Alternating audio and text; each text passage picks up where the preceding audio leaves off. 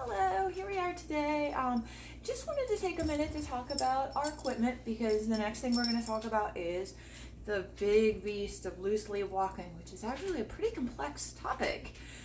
But the first thing to know about is what equipment we might use for it. Because equipment, first of all, to remember, we're not going to harp on it too much because equipment is a tool, and we have to remember that our equipment is actually not training the dog. So I know that a lot of trainers like to jump to using something like a prong collar. Once again, it's not inherently evil. It might help pulling some, but it is not a fix. It is something that is going to mask the issue somewhat. How much depends on your dog. So how much really depends on how much your dog is going to respond to that pressure, which is the same with everything. Every piece of equipment depends on how much your dog responds to it. Come here, Mama. We're going to use you for a demo in just a second. I know. He's like, I have not had my walk yet, and I'm not happy about it. But the thing to remember is, and let me get something to interest him real quick, or he's going to want to go out. But the thing to remember is equipment is a tool. Once again, it's not fixing behavior. It's actually can be masking behavior. So the different equipment that we have is we'll have harnesses, and the harness is probably, the back clip is probably the least restrictive thing that you can use, but you're also going to have zero assistance as far as pulling. The front clip harness is the next step.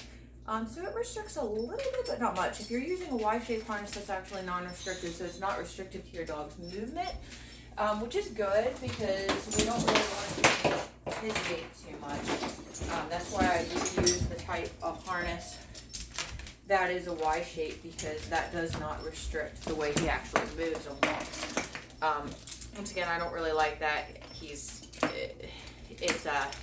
something I don't like to use just because I don't like to change the way that they're walking pattern. But if we were going to put this on, let me get a dog. Come here, dogs. Come here, one of you. Rama, Caden. And we got Caden. Come here, Caden. Oh, we got Rama too. So let me show you how this works. If we can get our big dog in the thing. It has a front clip, so we've got this attached to the front. This goes on his chest. You can also use the back, but like I said, you're really going to get no assistance for pulling there. I mostly use that when I actually just want my dog to have a clear signal that we're not going to be training. So I would suggest not using that if you don't want to deal with your dog pulling a lot. So this clips right around his neck like this. So it doesn't go over his head, it just clips around his neck.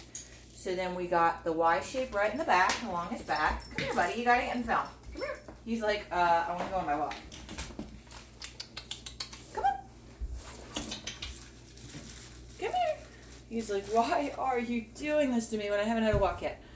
So he doesn't really want to come, and we want to avoid actually really pulling or jerking him at all times. That's really not something we want to use. So if he didn't want to come forward, I'd just kind of give him a little lure, which is fine. Could have asked for a hand touch, but we didn't do that. So this goes across his back, and then this other thing goes down across his chest. So we have one line across his back, one across his chest. It clips around him, so once again, doesn't require any putting over the head, stepping into, or anything like that. And this is exactly how you condition him. So if it was new, I'd be feeding him, slowly. I wouldn't do that all in one thing, but slowly as it went around him, I'd be feeding him. So once again, we got one thing clipping. I'll do it one more time. This is a clip that clips right around his neck, so it just goes around his neck and clips. The other one goes around his chest or belly. Chest, belly, I don't know, he's kind of long, and clips. And then this is where we get it here. It has a connection to his collar, or to his chest, and then I like to use an extra clip and clip to his collar. So this is actually just a buckle collar. It's not a breakaway, it's a regular buckle collar. So it's pretty strong actually. It buckles like this, so I buckle it right around his neck, so we don't have to deal with putting anything over his head. Very quick, And then the double clip is actually, you can see it's a carabiner with two little clippies. So let me show you this. Two clips, carabiner.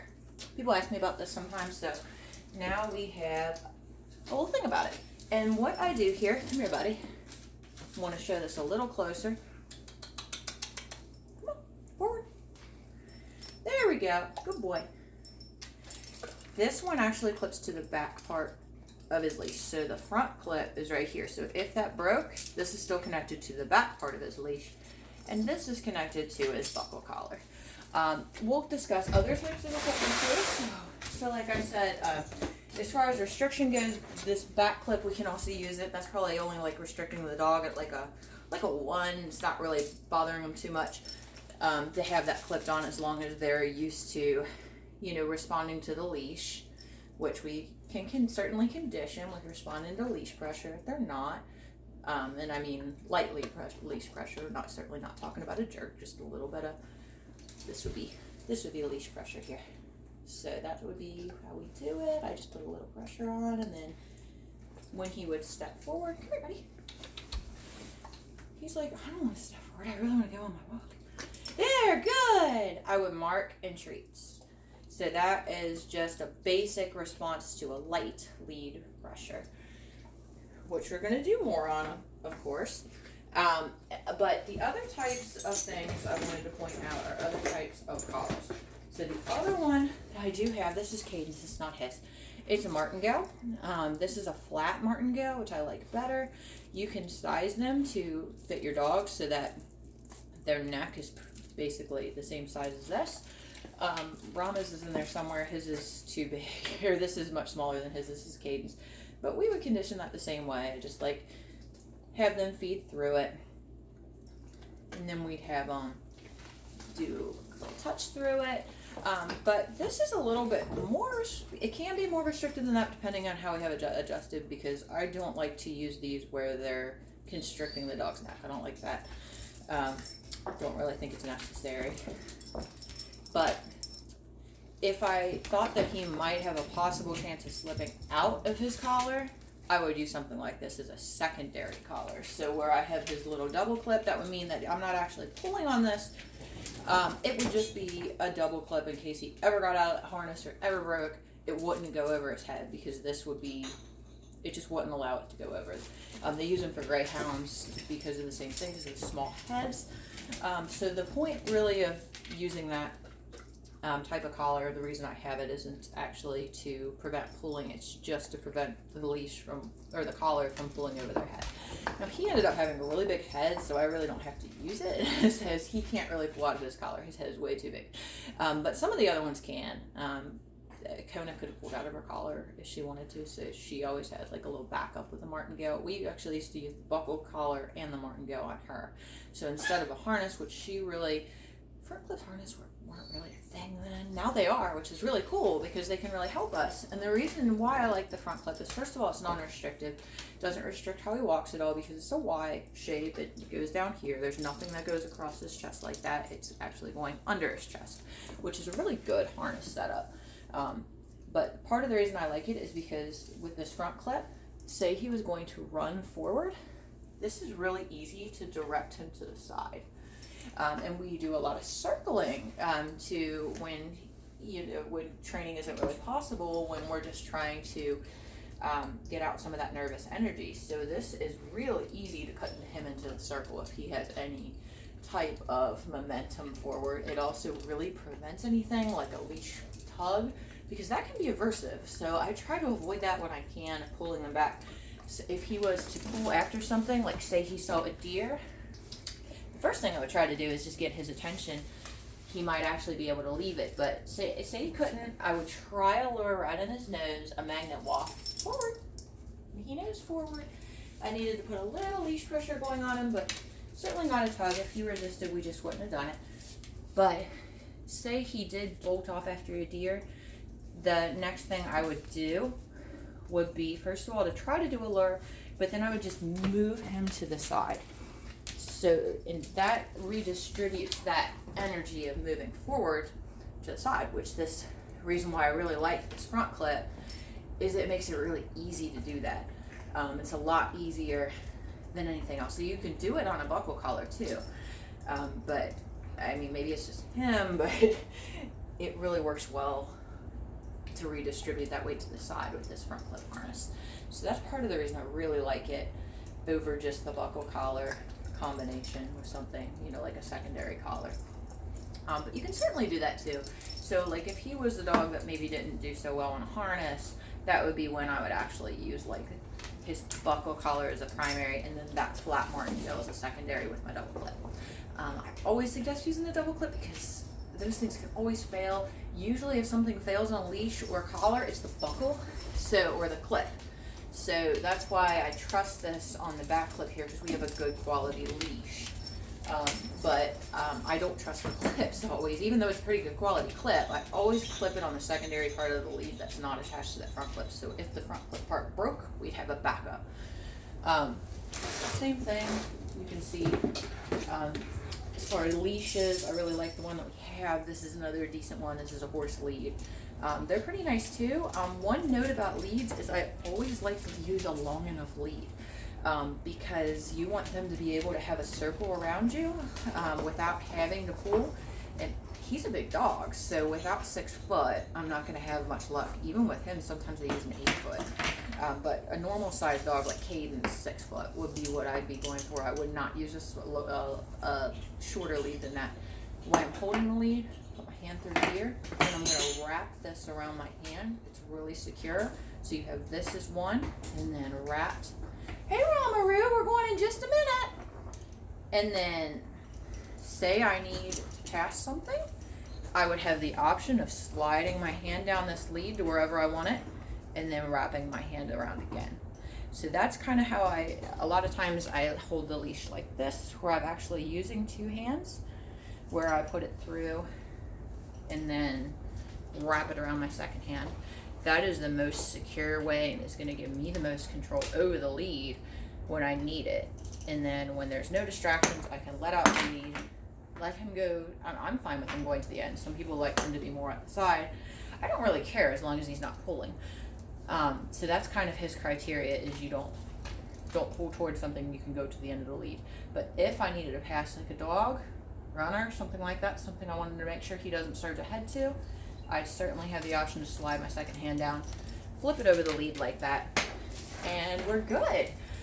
So that's just a little intro to equipment. I want you to remember, no matter what equipment that we do need to use, we want to use the least, basically the least aversive that we possibly can. I'll talk about head collars when we're here too, just in case anybody wants to ever use a head collar. We have them.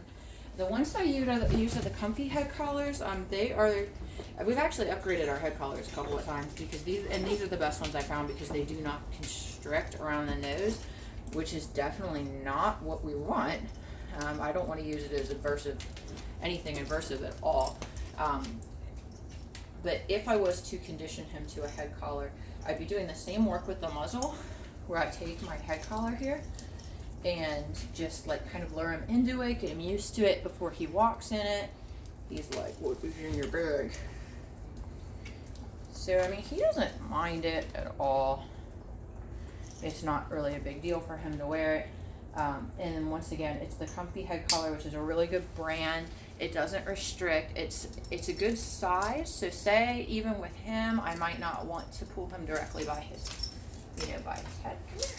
So I could put that on his secondary clip and be pretty successful that way. Come here, buddy. He's like, I really, really want to go on my walk now. I haven't been walked today because Mommy had a hair appointment. We didn't have any time. So let me get him something good so he stays on this video, because people do ask about head collars a lot. And they're important. One thing important about it is you want to make sure the dog is really comfortable wearing it. So you can see he doesn't care. It's not really aversive for him because we've done a lot of that conditioning, like with the muzzle with this. It's really the same concept. We want to use the type that doesn't restrict. Comfy head collar is the best one I found, and we've upgraded them a few times. But you also want to make sure that the dog is not the type to pull through the head collar, because we don't want any injuries. So if your dog is the type like Rama, who pretty much just will not pull or jerk at all in the head collar, they might be appropriate. But if they're the type that, you know, skitzes out anyway and they pull anyway with the collar, we really want to watch that because we don't want our dogs to get injured. But what I like to do if I have him use it is use this on his second clip. So we're actually using both the harness and the head collar. I actually have him as the primary on the harness, but you could switch that if you needed to. This is the way I prefer to walk with him. But for some reason, when he has that little head collar, that little extra control of the head, he does not pull or he doesn't lunge at all. So if we were in a situation, I'll explain when I would use this. They are not training. They just repress the reactions. So I do not like to use them all the time because remember when they're wearing this, we're not training our dog. We're not taking their emotions into consideration because when they surge ahead or when they, you know, when they're anxious, when they're bolty or when they're pulling after a dog, there's an emotional reason behind that. And we really don't want to just repress it. So when I would use this is in a safety situation where, say I cannot keep him, I always keep him on a side away from people and away from dogs because he is nervous around people. We're working on that with our look at that and with our just some basic counter conditioning where we see the person, wait a second, feed. He's getting, I mean, he's pretty good most of the time, but if we have people passing on both sides, say we got into a situation on a trail where we had to go through something like that with people on both sides to get past, I might stick him in something like this just to have a little more control over his head so he didn't happen to, you know, react to lunge at somebody because we don't want that. Might be a good time to talk about this too because in training we hear a lot about, you know, using something that's aversive. And I like to try to avoid aversives whenever possible, and the reason why is because of our measuring cup or our bucket analogy with reactivity. Because every time that they would hit the end of something and it's aversive, like say a prong where it does go into the neck a little bit. It's not terrible. It's not a terrible thing, but that causes a little bit more arousal. It causes more reactivity. Same thing with the head collar. It can if they're hitting the end of it. Now, if they're not hitting the end of it, it's probably not going to do too much, but he is, you know, still repressing himself when he walks past other dogs. And, you know, I want to actually condition him where he doesn't mind. So that's something where I use this minimally, but he still trains in it every so often. So if I need it, then he's fine with using it. And I would say, how often does he need to be trained in it? You walk in it for a couple minutes, about once a month. And that's enough that he never minds putting it on. He never minds walking in it. And I still, that means that when I need it, I've got it on hand, but we can still work on our training without actually having to rely on it, which I think is a good way to do things.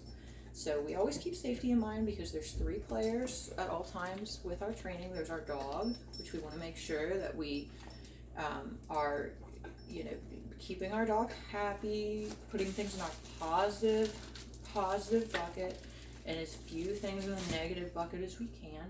But there's also us because, you know, I don't like getting my arm jerked off either. That's not really cool. And also there's the other person. Random individuals don't really want your dog jumping on their dog either. So we have to find that balance of how much do I need to use to actually keep my dog safely under control, and how can I do that in a way that is the least restrictive, the least aversive, and the most force-free so that my dog stays the happiest he can. So the balance is going to be different for every person and every dog. It's just something to keep in your mind so that we are mindful when we're using these things. And that is about all I have right now because my dog needs to go on a walk. Bye, guys.